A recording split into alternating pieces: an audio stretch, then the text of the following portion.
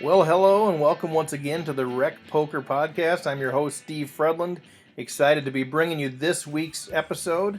The Rec Poker Podcast is officially sponsored by Running Aces and also sponsored by the Free Poker Network. So thanks, you guys.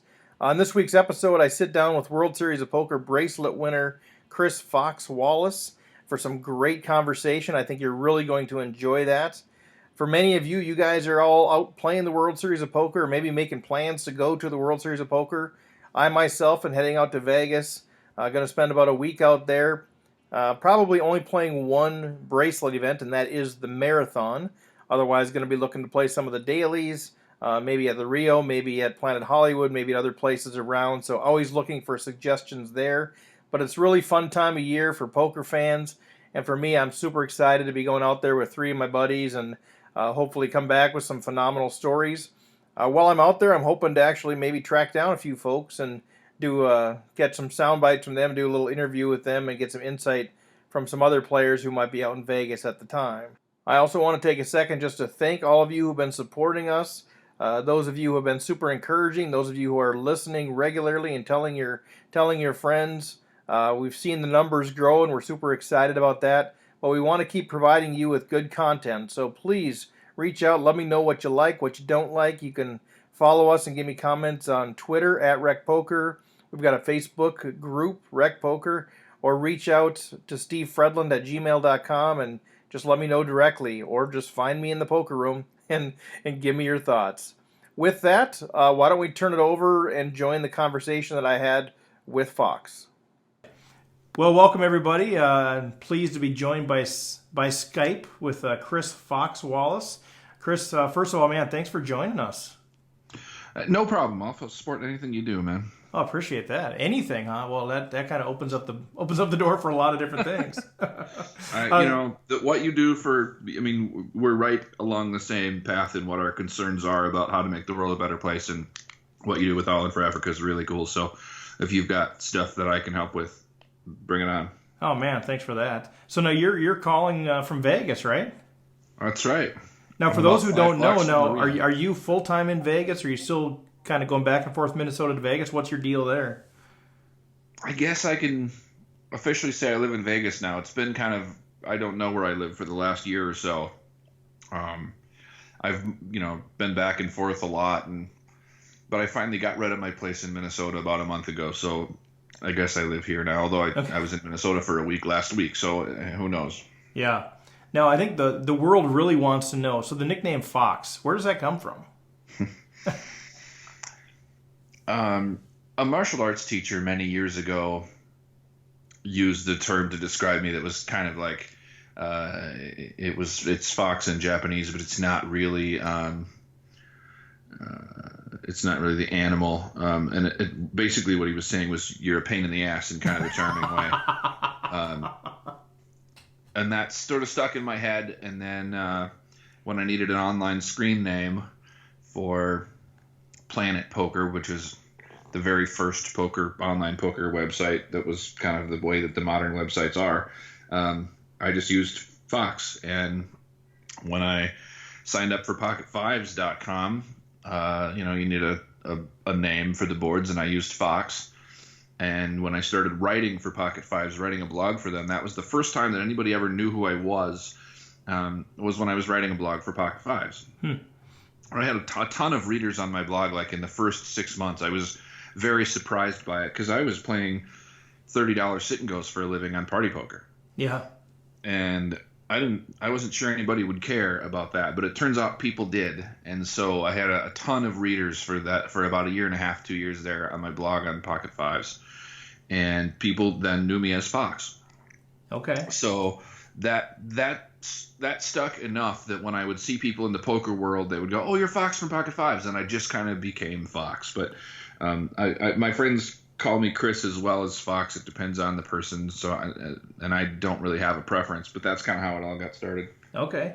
Well, kind of going back then, you mentioned some of the stuff. But how did you even get started in poker? Like, is this something that from a very young age you've always been interested in, or what got Chris Wallace into the game in the first place?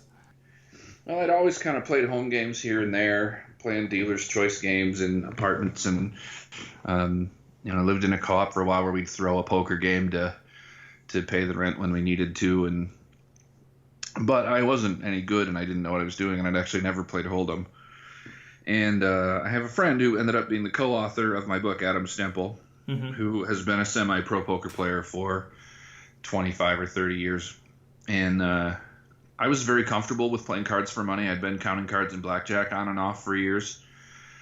And I got a message. I got a bit of terrible news from an allergist who I had an allergic reaction that almost killed me 3 times in the space of a couple of months. And we couldn't figure out what was doing it. And I walked into an allergist's office, and he said, "Do you work with exotic hardwoods?" And I said, "Yes." And he said, "Not anymore. You'll die." So my career as a guitar builder was over, like in an instant, and I didn't have a fallback plan. Because who does? If you're a carpenter, you're a carpenter. Right. Yeah. So I started driving cab and thinking about what to do for a living. What was my next career going to be? And how old were you at this time? 31, maybe 32. So early 30s, 30. yeah, okay. I guess I was probably 30. So you get this big shocking news that you have to figure out what to do with the rest of your life. Okay. Yeah. And I knew that Adam played poker very seriously, and so I asked him about it and said, "Do you think is it something that somebody could do for a living?" And he said, "You? Yeah, I think so." And he brought me a couple of poker books the next time I saw him, and I devoured them and realized all the strategy that was really involved in the game. So I started studying hard. I bought every poker book I could get my hands on, which was about 7 or 8 books back then. And took notes in the margins and filled notebooks full of, I kind of decided right away, I'm going to play poker for a living. Yeah. Having never have played a hand of Hold'em or played a hand in a casino or online. And I studied like hell. I spent 6 months in when I was driving cab with a poker book in the other seat with me. Anytime I wasn't moving, I was studying and taking notes. And I filled notebooks full of notes. And then I would go through them, and if I knew everything on the page, then I would tear out the page. And when I ended up with just the cardboard top and bottom and the spiral and no paper, then I felt like I'd learned something. And I spent 6 months doing that, studying in all my spare time. And at the end of that 6 months, I was making too much money playing poker to go to work anymore driving cabs, so I quit. Oh, that's fantastic. Wow. That shows you the work that goes into. I mean, sometimes people just think, oh, they just stumbled into something, and in a way you kind of did, but you put the work in to make it happen. So like are there 1 or 2 of those books that stood out as the most influential? Yeah, well, there are a number of books by Mason Malmuth and David Sklansky, or just by Mason Malmuth, that talk about how gambling works. There's the theory of poker, and there's a bunch of books of essays that may or may not still be in print, and they just teach you about gambling and about concepts that are important. I think those are really helpful for me to know that.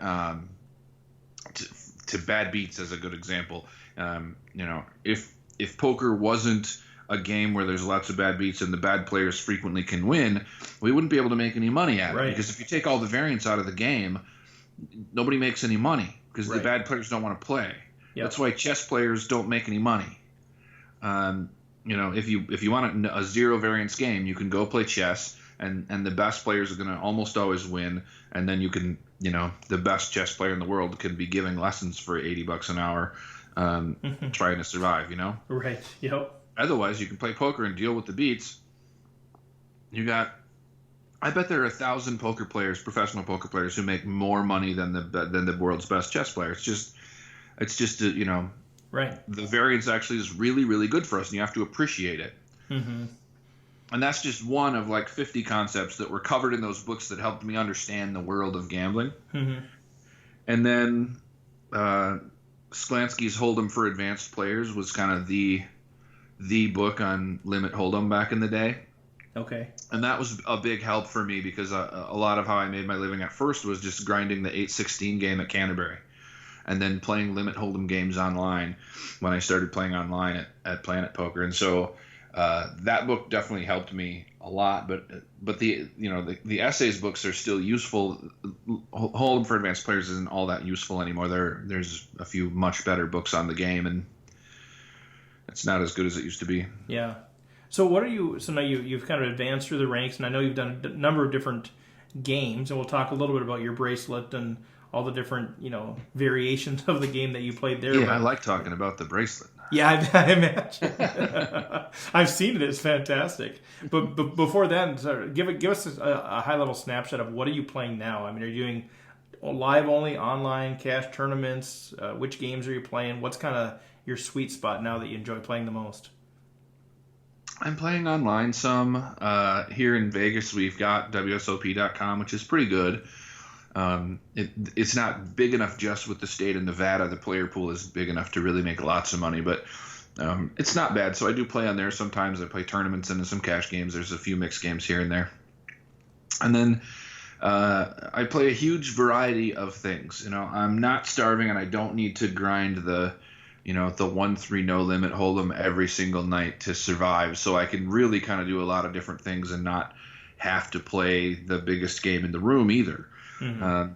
So I have a lot of poker ADD, which is why I've played so many different things. I played when I was playing online, I played no limit cash games for a living for a year or two. I played mixed games for a living for like 3 years. I played sit and goes. I played multi-table sit and goes. I played tournaments. I played everything for a living for a while, and I keep bouncing around with games, which has been helpful with mixed games. So how intentional is that? I mean, is it just more of, what do I feel like playing today or this week or this month? Or are you intentionally trying to be strategic about mixing it up? Or is it just, what's available, what the opportunity is, and what my interest is at the time?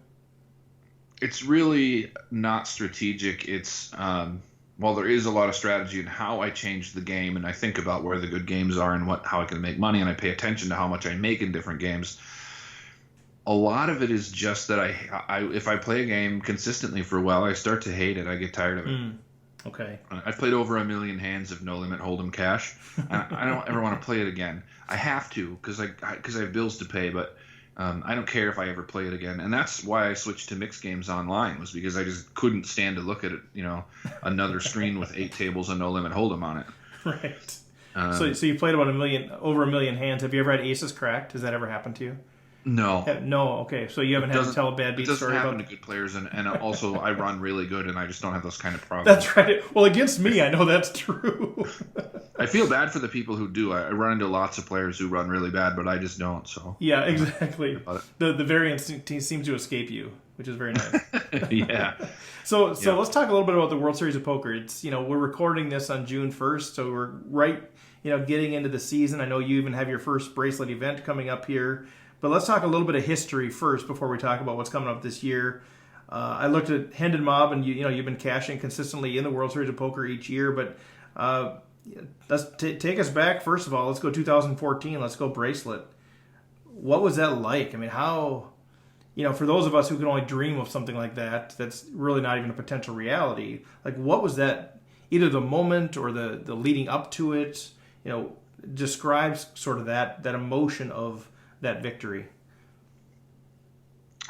It's interesting that if you took me right now and dropped me at a final table in an event that big, I would probably be nervous. I think any of us would. But it's such a slow run up to that situation. It was 3 days of poker that, and also by the end of the day, you're getting fairly tired. So even though you're wired because of the amount of money and the level of competition involved, you don't have that huge anxiety. You don't notice it at the time. I only noticed it when I went on break. I would leave the final table to go on break, go out in the hallway, and be wired and vibrating and nervous and thinking about a million things. And then as soon as I got back to the table, totally calm again. Just do what you know to do. Yeah, and do what you've been doing for 3 days, and also once you get to that point, I remember when we got to 5-handed, I think 5th place was 130,000 or something. Yeah. And I remember thinking, well, there's no reason to be nervous. I've already made 130 grand. Right. You know, it can't go badly. So then that kind of takes care of it too. I think there's almost more nerves when you got 2 tables left and you've only locked up, 30,000 or 20,000, and there's $500,000. And I've had a number of those finishes where I've been, top 30 in a tournament that pays $500,000 or more for first place. I've had a bunch of those, and I was very frustrated with it. Yeah. Actually, my friend Grant told me before the series in 2014, I think you're running bad in big spots and big events, and I think you're due for one. And sure enough, and he was actually there. He was actually there for part of the final table. So sweet. Actually, you might not even know this. I actually saw you at the final table for a little bit. That was the only other year I've ever been out in Vegas. I was there for something else, and I got to actually watch a little bit of your final table. And then it just got to be too late. I had to go to bed. But yeah, it was really late by the time we were done, and then I got paid out and everything. I think it was like 6:30 or 7 in the morning. Was that right? Yeah. Well, that's pretty phenomenal. So I mean, the nerves and kind of on break, and you come back as it goes to 5 to 4 to 3 to 2. Are the nerves building, or is it still just this is what I do? The money's great each step of the way. Did you feel more pressure to try to get that bracelet as it went, or was it really just now I just changed my game to playing 3-handed now to 2-handed? And I don't think that I felt a lot of pressure at the time, but I do remember the one thing that kind of would indicate that there was something there was that when they brought the bracelet out and set it between me and Randy Ohl, the guy I was heads up with, I wouldn't look at it. I wasn't going to look at it until it was mine. I didn't even want to know. I didn't want to know what it looked like. I didn't want to think about it unless it was actually mine. So that's an indicator that there were some nerves there. But the heads-up battle was very short. I had a significant chip lead and ran good. Randy's a world-class player. He's got a number of bracelets of his own, and he's a very good mixed game player. There wasn't a lot of outplaying him. It was really, I had a big chip lead and ran good, and I think heads up played, lasted less than 20 hands. Oh wow. Might have been less than 10 hands even. It was pretty short. Well, that's great stuff. Hey, Chris, I'm just going to jump in here real quick. I just want to remind the folks about our official sponsor. Running Aces Casino and Racetrack has the best poker room in Minnesota, featuring 24/7 promos on all cash poker games, including earning $2 per hour in comps, plus the most player-friendly tourney structures. Visit runaces.com for daily promotions and the tournament calendar. Running Aces Casino and Racetrack, the official sponsor of Rec Poker. So talk a little bit about, the podcast. We have listeners, at every different skill level and different geographies. But I know a number of the folks that are listening are fairly new. What Rec Poker is designed to try to move people from, maybe their home games and their bar leagues into the starting tournament at Running Aces in Canterbury Park, and then move up from there, try to get the 280 to play 1100 and so on and so forth. So I think a number of people aren't super familiar with what your bracelet is in the horse event. So maybe, just quickly, what are the different events that make that up? Does it rotate by orbit or by time, or how does that work? And then maybe just talk a little bit about what was which game do you feel like really propelled you to the bracelet out of all of those? Horse is a mix of 5 games, though the initials horse for Hold'em, Omaha, Raz, Stud, and Stud 8 or better. It changes every 8 hands. So the dealer will have 8 little buttons, and they move one each time they play a hand, and then you'll flip the plaque to the next game. And okay, so even heads up, it's 8 hands. Yep. Oh, okay. All the games are fixed limit, as mixed games generally are all fixed limit games. Though they're, in the 10-game event, there will be a few, a pot limit and 2 no limit games. And the 10K horse, when I was first starting out, I remember having conversations with Adam Stempel and a few other people about who the best players in the world really are. They're these guys we see on TV, and who are these guys? And one of the things that I always thought was, well, it's probably the 10K horse winner. That's probably really and now they've got the Players Championship with the $50,000 buy-in and a similar mixed game structure. But back in those days, I thought, the guy that wins the 10K horse, you don't want to mess with that guy. So it really was the event. And then once I started playing a ton of horse on my own and a ton of mixed games online, then it became really the event that I would have picked to win. Other than the money that you get from the main event, really in terms of what I would have chosen to win, the 10K horse really would have been it. So it was a remarkable stroke of luck for me, and it really changed so many things for me. When I was coming off when we played in the little Thunderdome with the cameras in the whole table set up, and when I was coming off the stage, Chad Holloway was there. Mm-hmm. He's a poker reporter from Wisconsin, and he's a player. He's the media manager or something for the MSPT now. And in 2013, I think it was 2013 or 2012, he won the dealers event bracelet. Right. And he was the first person, as I kind of walked off after the interviews and the pictures and stuff, and shook my hand and said, "It's going to change your life." And I thought, he's crazy. It's really not, because I know that idea that you win a bracelet and then you're suddenly a famous poker player on private jets to every tournament is completely bullshit. Right. It's just not real. And people have this idea that this, I've joked about bracelets being shiny trinkets for 10 years now. Mm-hmm.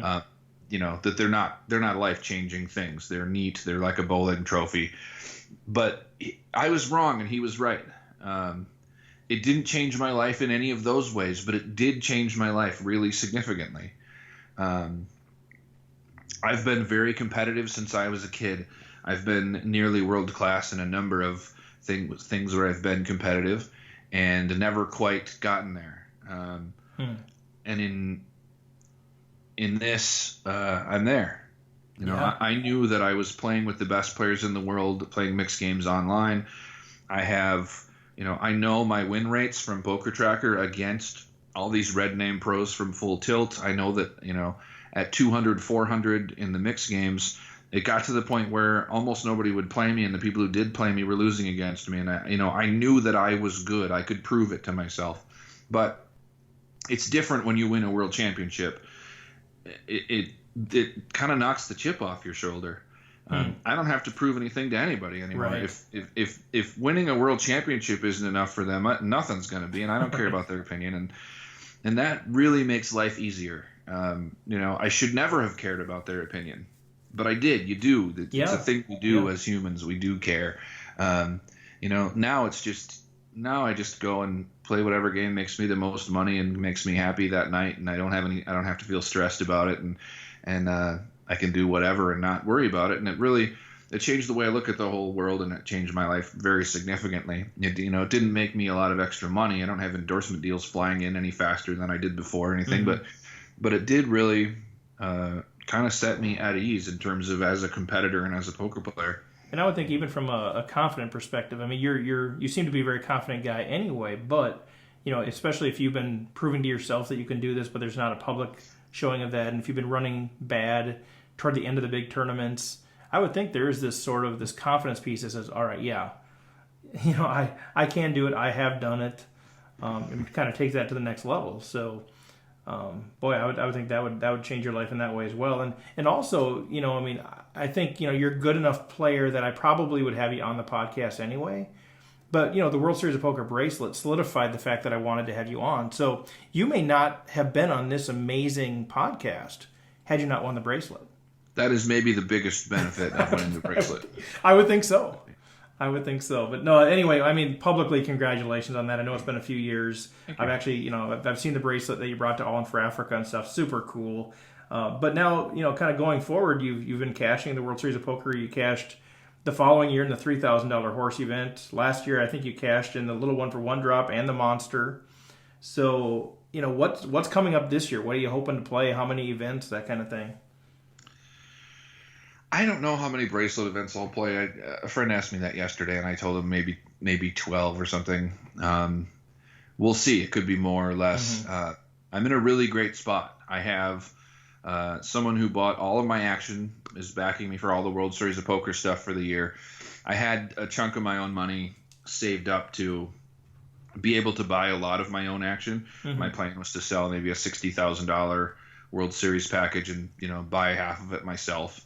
But someone came along and said, I want all of it, and I'll give you a good deal. So, and it's somebody that I've known a long time, a former student, who's very comfortable with risk and has significant wealth and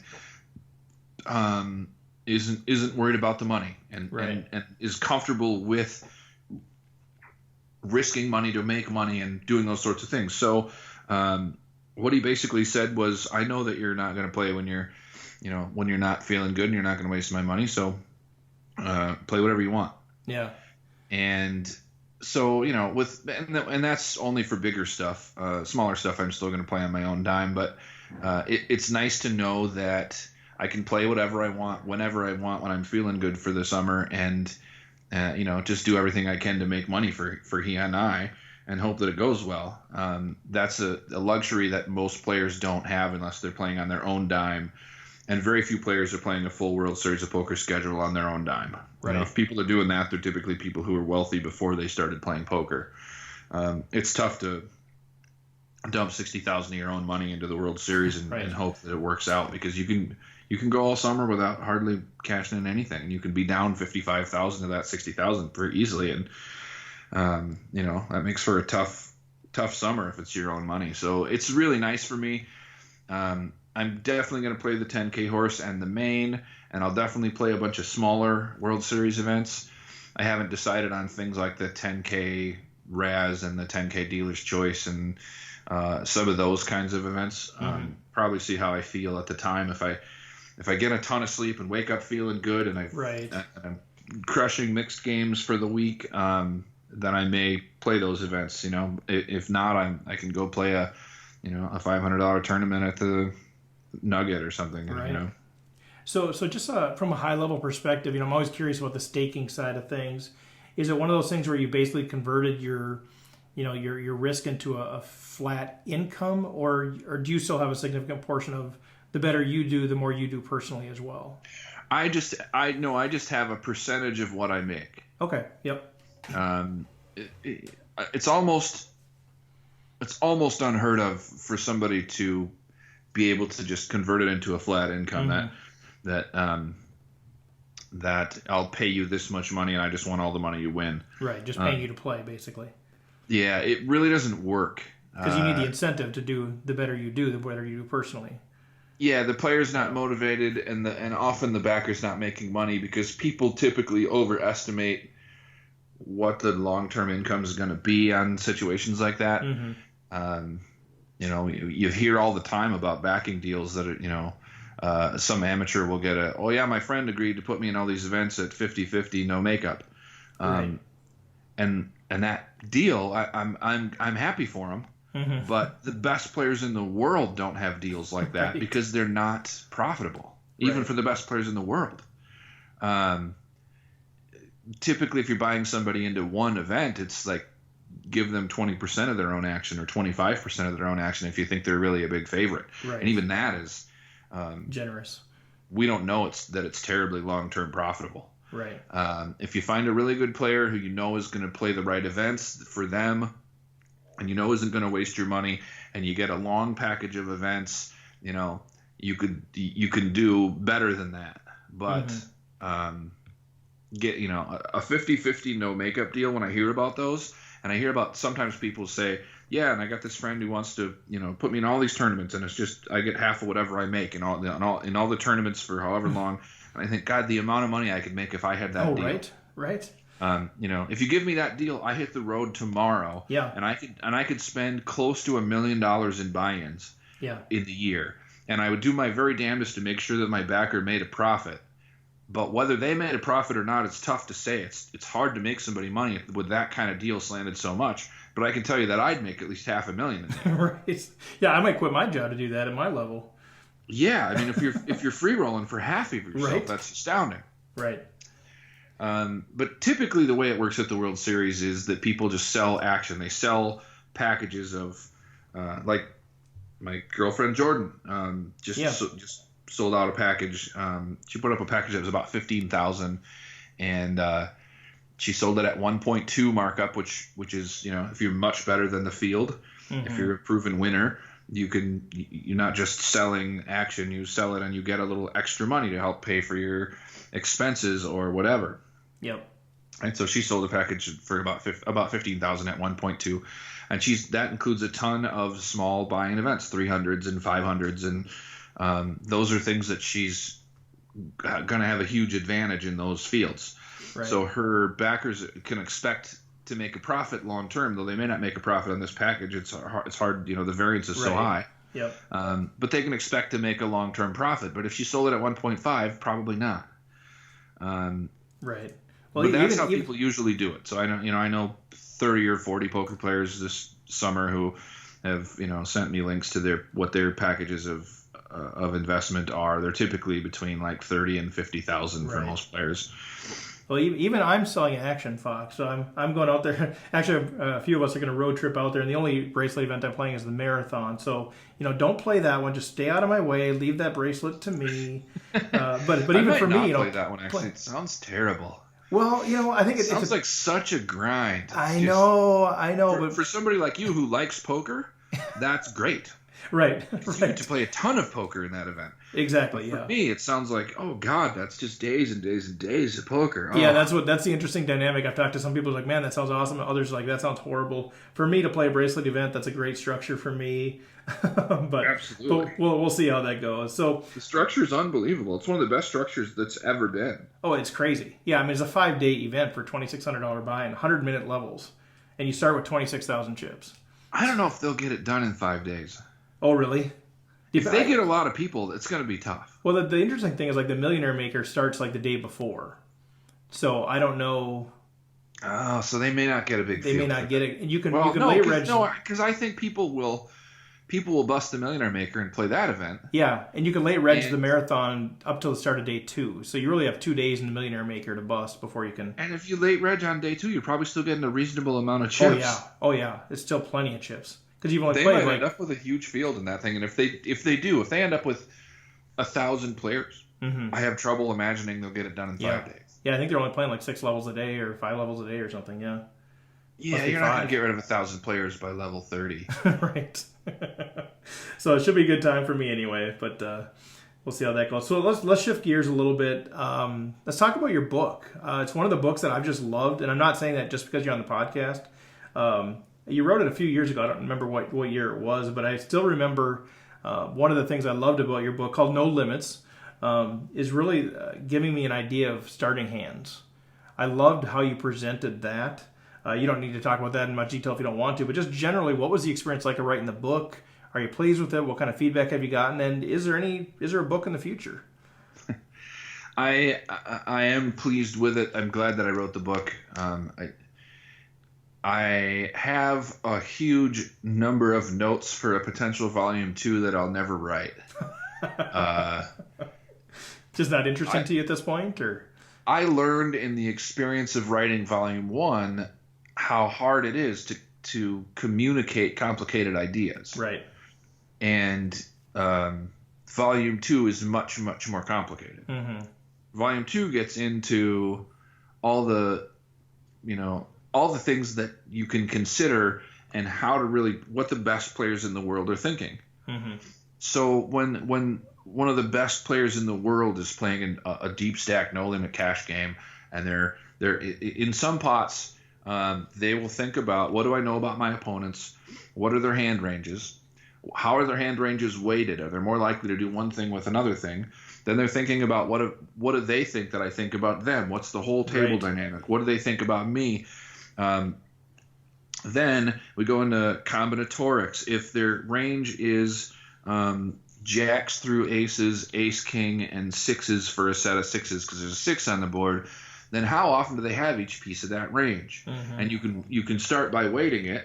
I think they would make this play half the time if they had a set, all the time if they have aces, a quarter of the time if they have tens. And then you look at, and then how often, and they'll make it, say half the time if they have ace king. But the combinations of ace king with 16 combinations of ace king, that's more than the combinations for aces Pairs. through queens. Yeah. So you end up with this super complex situation, and then you have to think about, given my hand, say you have a set of fours, how do I make the most money given the pieces of their range? If I'm always going to pay off the set of sixes, then I don't care about those and they become irrelevant because I'm not going to change the pot size by playing it any different way. If he's already got sixes, I just can ship my stack over to him. Good for him. Buy in again. So then I think about only tens through aces and ace king. And if he has ace king, how do I make the most money? Because he has that with this frequency. And if he has jacks, do I want to play it fast now because an overcard will scare him? But then if he has ace king, do I want to play it slow now because he may catch an ace or a king? All those, it becomes an incredibly complex game. And with volume one, I started writing, and I ended up with 80,000 words that was not a book. It was like having a garage full of car parts instead of a car. And so I sent it to Adam, who was my poker buddy and taught me a lot about how to play, and also is a very accomplished writer and really knows the craft of writing. And I sent it to him and said, hey, I got this thing, and I kind of like gave up on it a year ago because I don't know what to do with it, but I thought you should check it out and see what you think. And he said, this is great. Let me make it a book. Right. So he rearranged it, and then the two of us worked on getting it kind of where we wanted, but it wouldn't exist without him. I did not have the ability to look at those words anymore and to try to organize them and figure out how to put them together. So, well, you guys did a great job because it is a very readable book, and I do appreciate the effort that was put into that. Because sometimes you do pick up a poker book and you've got to fill in all of that, the stuff in between yourself. Whereas this, I could pick up and actually read it like a book. So I do appreciate the effort, but I can't imagine how much time and energy was put into that. That's all Adam. If it's readable, it's because he made it that way. But I learned a lot from that experience too, and I learned a lot about writing from seeing what he did to the writing, and so then my articles in magazines got much better, and I started to get compliments on, hey, you communicate complicated concepts in ways that people enjoy reading them, and people would say, when Sklansky writes about this topic, it's impossible to read because it's so dry, and you do a better job with that, and that is entirely from the experience of writing the book and seeing how Adam handled those situations, and from talking to other writers, and it's a thing that I learned from that experience, is to be able to do some of that.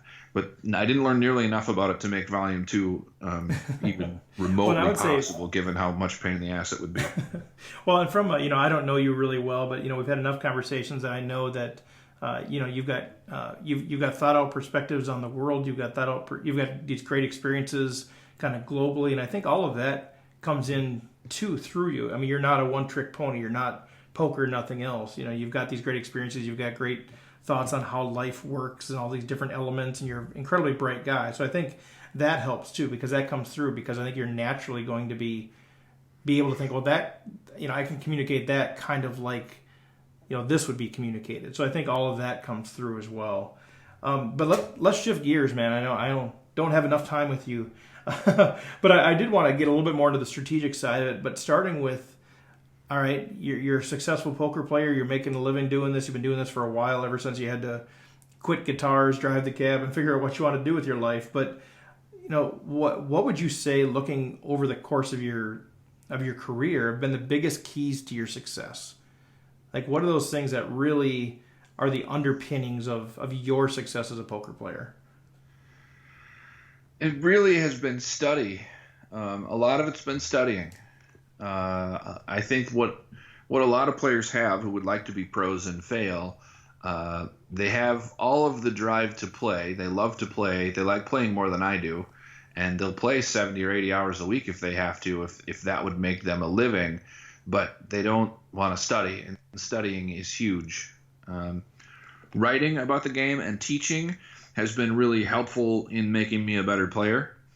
But at the beginning, all that studying I did, that 6 months where I studied constantly in the cab, and then probably 2 years after that where I studied all the time, while I was playing and in between playing. I was really, I think that I gave myself the equivalent of a master's degree in poker, probably, in terms of studying in that 2.5 years. And that's really how you have to treat it. You have to be professional about it. And people have this idea that you got some guts and you got the capability to bluff, and you could fold hands when you're beat, and then you just go play and you let your talent shine, and that's just bullshit. 95% of talent is hard work anyway. Yeah. And that's like the idea that I think I'm going to be an engineer. I'll buy a calculator and print up some business cards. It's not going to work. It's never going to work. Right. And when I was in the music world, I had the same kind of experiences. People, and it attracts the same kind of people who have the same kind of lack of understanding about how it works. And people would get a band together, jam in their garage, drink beer, tell people they're in a band, and then be mad that they weren't discovered. Mm-hmm. Well, build a website, get on SoundCloud, go play gigs, play free gigs, practice 5 times a week, sober or close to it, and go take music lessons. I mean, people have this idea that it's just like you get high and drink beer and play music and rock and roll, and they don't realize Slash has a degree from Juilliard. Right, exactly. It's not like that. The same thing is true with poker. You don't have people who, never study. They just suddenly rocket up through the poker rankings and win everything. I mean, Fedor had that amazing year last year. Mm-hmm. He's been making online poker training videos for a couple of years. Yeah. That everybody in the training world thinks are some of the best videos ever. This guy not only studies, he teaches. Mm-hmm. It's not like he's just a whiz kid who showed up and said, "Hey, I'll play poker," and like suddenly crushed everything. He's been studying himself for years. Yeah. No, you see that everywhere. I think that's been my strong point, is my ability to learn and the fact that I enjoy learning. And I think that's part of why I'm not enjoying poker as much as I used to, because there's less to learn, and the learning is harder to do as it gets to be more complex things. Yeah.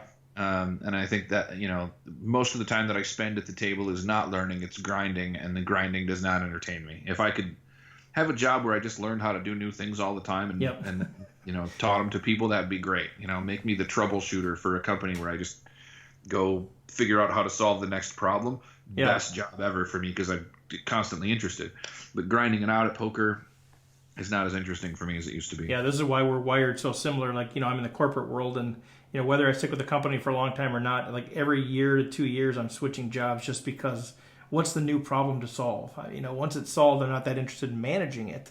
I'm glad there are people, but what's the next hill to climb? What's the next thing to tackle? Well, if you ever need opportunities to teach and you want me to get a group of recreational players together, and we'll make it worth your while, so you can come teach us all you want. I'm ready whenever you want. I actually really like teaching. I signed on with the WSOP Academy as one of their coaches. I'm about to start with a new poker training site. I really enjoy teaching. The individual lessons that I do, there are kind of only so many hours of those you can do in a week, and then it kind of burns you out because it's a lot of work. It's giving individual lessons is a very intense experience, because you're typically working with advanced players about advanced concepts, and they're paying you a lot of money, and you can't be wrong. You can't make mistakes. You got to be really on. And so I can only do so many hours a week of lessons before it makes me nuts. But in terms of like working with groups and stuff, I really enjoy that. If you want to set that up, I think it'd be a ton of fun. Well, let's chat about that more offline. I think even some Skype stuff or whatever. I got a bunch of people. If you're part of the podcast listening in, if you want to be part of this, give me a shout. Let me know. But maybe we can work something out. Let's switch gears, just because I got a lot of stuff I want to talk to you about, and you got to get to your tournament. Go win yourself a bracelet. Biggest mistakes that you see less experienced players make. I mean, I know I've made some blunders against you too, but whatever the stakes, what are those buckets of mistakes that you consistently see players making? What are those holes that most of us probably need to plug? Players play too many hands. Everybody plays too many hands. It's a psychological thing. It's not only do we want to be in on the action, but we don't want to be a nit. And we're convinced that that players who are too tight are making as big a mistake as players who are too loose. A lot of people have that belief, and it's not even close. Maybe 10 years ago or something, I played the WPT Shooting Star at Bay 101, and I had a number of shooting stars at my table, and Steve Brecker was 2 or 3 to my left, and I stole his blinds all day, and he didn't play. He was the tightest player I've ever seen. And at the end of the day, he bagged like a half a starting stack. And I was walking away from the table, and I asked somebody, who won this event last year? And they said, Steve Brecker. And I thought, how the hell did that happen? And it really pointed out to me that, sure, he didn't get a lot of hands that day. Part of it was that he wasn't running good for premium starting hands. But really pointed out to me how tight you can be and still be successful. Now, if you find a player who's equivalently loose, who's playing, half the hands, they're going to be out by the middle of day one every time. They're never winning the tournament. And a lot of people have this idea that they play pretty tight. They think I play pretty tight because they play tighter than the average player. Well, the average player loses money hand over fist. Don't measure yourself by the average player. To be honest, I probably play too many hands. I play more hands than I would recommend most of my students play, often because I convince myself I'm good enough to make this hand profitable in this spot, and sometimes I'm probably wrong about it. And I play tighter than the average player. So I think that's one of the biggest mistakes. And then the other one is the assumption that we talked about absolute versus relative value of hands. The absolute value of your hands is a set of 5s. That's what you have. The relative value of your hand could be you have a set of 5s on a King Jack 9-5-4 board where no one raised pre-flop. You probably have essentially the nuts. Or the relative value of your hand could be you have a set of 5s on a board where there was a raise and a re-raise pre-flop, and it's an ace, queen, jack, 5, 10, 5 diamonds board, and you don't have a diamond, or 4 diamonds board, and you don't have a diamond, and your hand is worthless. Some players, everybody has some idea of that concept. That extreme example that I just gave you is pretty clear to most players. But most players are really using far too much absolute value of their hand and not enough relative value. That's good. That's why, I fold queens pre-flop and I show somebody and they look amazed. But in those situations, my queens are garbage. Some players would be amazed if you fold 10s pre-flop. They're just baffled. Right. Like, no, the tightest player at the table raised under the gun, and I 3-bet. And then another really tight player who's smart, who knows both of us, 4-bet, and then the under the gun guy went all in. What am I beating here? Like, Is there any possibility the under the gun guy has jacks or ace king? No. So my queens are garbage, and I just throw them away because the relative value of those 2 queens is nothing. And most players seem amazed by folding 2 queens because they're kind of psychologically stuck with I can't fold these. I don't have. It's unacceptable. It's a premium hand. I can't get away from it. Yeah, and there's a cognitive bias there. Yep. That really makes it hard to let go of things that we don't think we should have to. It's like the world doesn't care that you got queens and somebody else got kings. No one has any sympathy for you, and the pot's not going to come to you any more often because you got queens and that sucks for you. Right. But we have this idea that it should. We have a number of cognitive biases that make us want to hold on to those queens, whether it's to show the table how bad we ran, whether it's to refuse to accept that endowment bias that we think things are worth more if we hold them, all those kinds of things. And you can see that bias in people when you show them the nuts on the river and they look at their hand, they pick it up, they tap it on the table a couple times, they stare at it some more, and you know as soon as they pick it up and stare at it that you've won. Right. And then you're waiting, and you're thinking, do I have to call the clock on this guy to muck his damn hand? When you see that, it's a super valuable tell. Yeah. It tells you that they have real trouble letting go of a hand. They have that bias that makes them think, I'm worth more than that. My hand is worth more than that. I shouldn't have to do, they refuse to believe, and they're not a believer. And so, don't bluff them. Right. But you can value bet them to death because Yep. they have real trouble letting go of a hand. If they can't fold a hand when they've just been shown that it's beat, they sure can't fold a hand when they're not sure if it's beat. That's good. So we have the buckets. We got too many people playing too many hands. We've got absolute value versus relative value. Any other big buckets of things you see people constantly making mistakes on? I think a lot of people don't think about the implications of their bet. So when we talked about the hand becoming irrelevant, like with the fours versus a set of sixes or an overpair, people don't think about those things. So they're thinking just on the first level, I have a set of fours I should raise, or I have a set of fours I should call so that people won't know that I have a set of fours. They're not considering, how do I make the most money with my set of fours, which is really your point. They're often thinking, how do I protect my hand? I don't care about protecting my hand. I care about making money. Right. I don't write checks with protected my hand 400 times. I write checks with dollars, and I care about money. So the concept of protecting your hand doesn't mean anything if you can't say, because it makes me the most money at the end of the statement.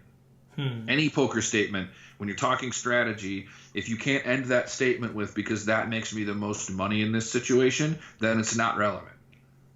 And I think that's something that people miss. Everybody wants to have a system.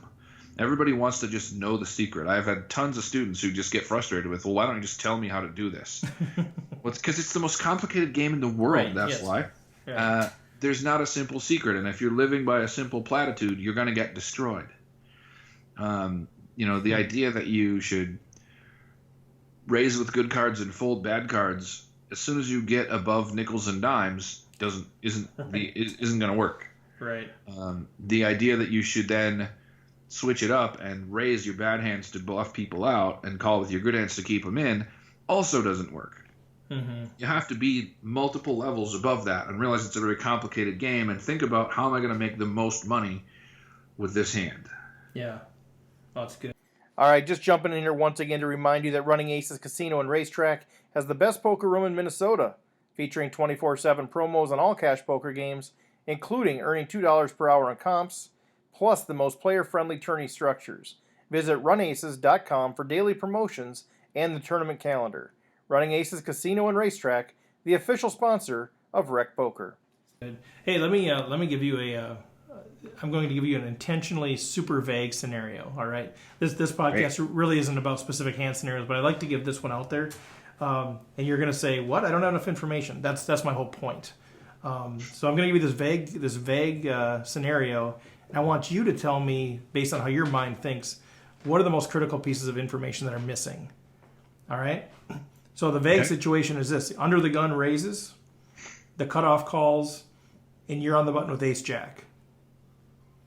What are the most, I mean, I know we're missing a ton of information. That's the idea. What are the most critical things that you'd say, I can't even start to make a decision without knowing this?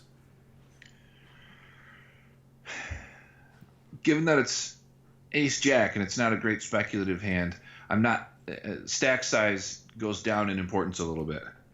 So I would say knowing who the player is under the gun is the most important thing. But the same thing I go through with, a lot of my students, the first few weeks will come to me with hand situations like this. And a lot of them have told me they learn the most from having to figure out what they're going to tell me about the hand, and then what questions I'm going to ask. Because you have to know, what do I know about the under the gun player? What is his hand range here? What is his stack? Is he going to pay me off if I hit? Can I outplay this guy? How much money am I going to win if I outflop him? Am I going to lose a big pot if he outflops me, but I hit something. What kind of range does the cutoff have? Can I 3-bet and make these guys fold? How often are they going to fold versus how often is the under the gun guy going to 4-bet me? Is he going to 4-bet me so big that I have to fold? What do I know about the blinds? How likely are they to 4-bet if I 3-bet? How likely are they to 3-bet if I call? How likely are they to call if I call? If one of them's terrible and he's going to call if I call, then it might get me in the pot when it wouldn't otherwise, because getting a really bad player in there is great, especially when I have position. I want to know what the table thinks about me. Everybody's stack size, everybody's hand range, how well everybody is going to play on the flop. All those kinds of things matter. And then if you're in a tournament, where are we in the tournament? Right. Are we at the final table? Are we close to the bubble? Are we in the third level? That matters a lot. I'm going to play very differently according to tournament payout structure in those spots. Those things all matter, but I think it's interesting to think about what we know about players just from vague information. When the cutoff calls, no matter who that is, unless there's a player behind who's just very reliably going to make a big over raise trying to steal this raise in this call, unless we have that specific situation, the guy who called doesn't have a big hand. He has a speculative hand. He's trying to outflop the under the gun player.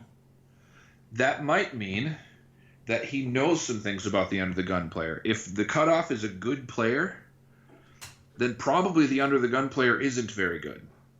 Because a good player is not trying to play against another good player who has a much better hand than him when he doesn't have to, right? So if Phil Ivey raises under the gun and I have a pair of sixes in the cutoff, unless I have a good reason to think one of the blinds is going to call and they're terrible, I just muck my pair of sixes. I'm going to outplay Phil Ivey after the flop with the worst hand? No. If I flop a set, he's not going to give me enough money to make it worth it. And if I don't flop a set, I'm never winning the pot. It's just not worth it. So if the cutoff is a good player, then the under the gun player isn't a good player, and I'm more likely to call. If the cutoff's a bad player and the under the gun player, then the under the gun player may be good.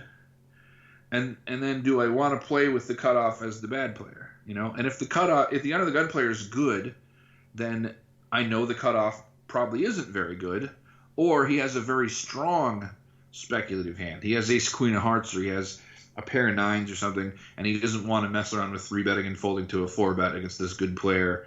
We can really learn things about players even from very vague situations. There's one that I like to give students. You are your first hand at a new game, and you're in the cutoff. You don't know any of these players.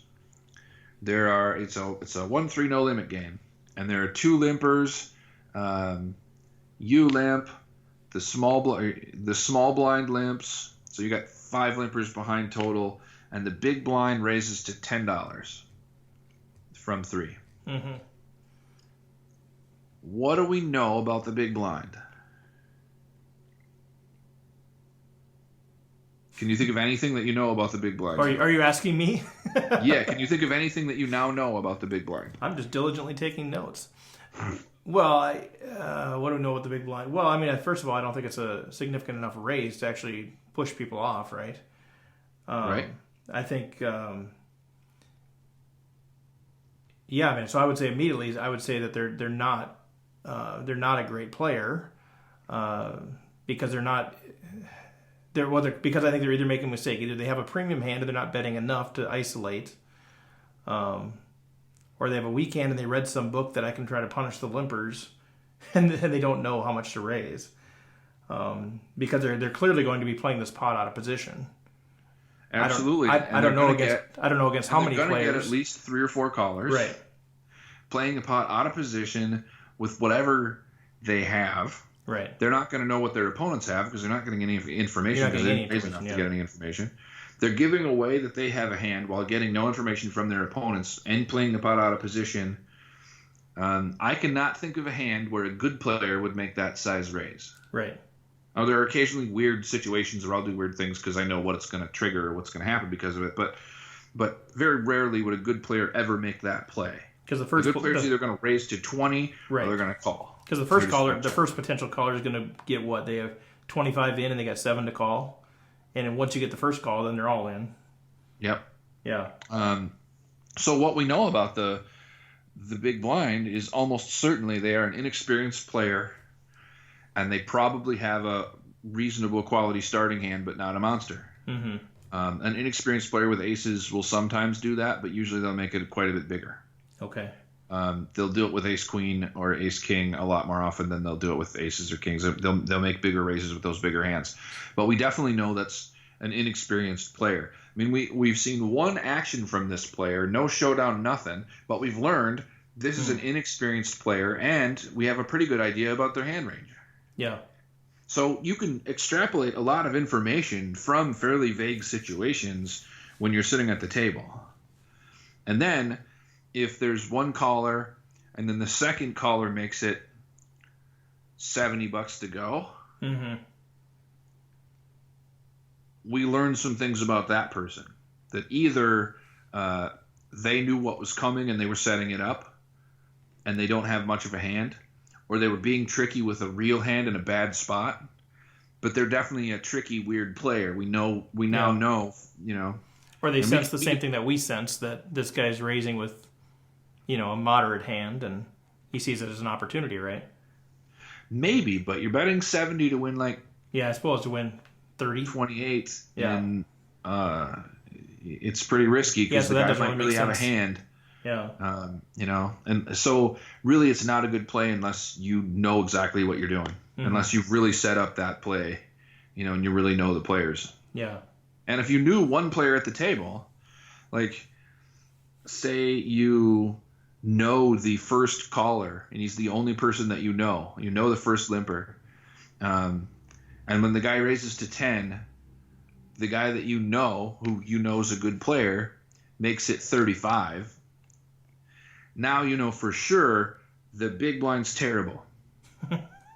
Because the guy that's good just raised to isolate him, but not so much as to make him fold. He wants to play a pot with this guy in position, and he wants to make it bigger, and he wants everybody else out. So this is his fish. Yep. So you've seen a good player make this play that indicates that this other guy's really as bad as you thought from his initial $10 raise. Extrapolating all those Good things stuff. from vague situations, you can learn more from them than you think sometimes. That's good stuff, dude. So I want to make sure you get to your tournament in time. I don't want to be blamed for costing you a bracelet here, but this is fantastic. I could literally talk all day, but let's just shift gears here as we close off. How can people touch base with you? Are you doing coaching? Are you taking students? What's going on in your world in addition to actually playing poker, kind of supplementing everything else that you're doing? I have trouble saying no to business opportunities. I've always got a million things going on. I'm about to start with a new poker training site. I've got a ton of other stuff in the works. They can contact me, blindstraddle@gmail.com, at FoxPokerFox on Twitter. They can go to foxpoker.com, my website. Any of those things work for me. I'm in the midst of launching a poker tour on my own, which, because I didn't have enough on my plate yet. Yeah, I've heard that about you. Yeah. I've gotten better at occasionally saying no to something, but it's still tough to do. Well, do you want to so the tour and the training site? You want to talk a little bit more about those, or are they still too early to really share details about? The training site's I'm going to start making videos for a new site. Okay. Ivy League shut down. Mm-hmm. So I took I talked to a few other training sites and decided I liked a particular one, and they didn't want me to do an announcement until we have a bunch of videos to really sell at once. So, but I'm, making more videos as we speak. And the tour is, I have worked with a number of poker tours. I was the ambassador for the MSPT and traveled with them for a while and learned a lot of things from Brian. Mm-hmm. Then I went to iNinja and the PPC and learned some things and learned how not to do some things. Mm-hmm.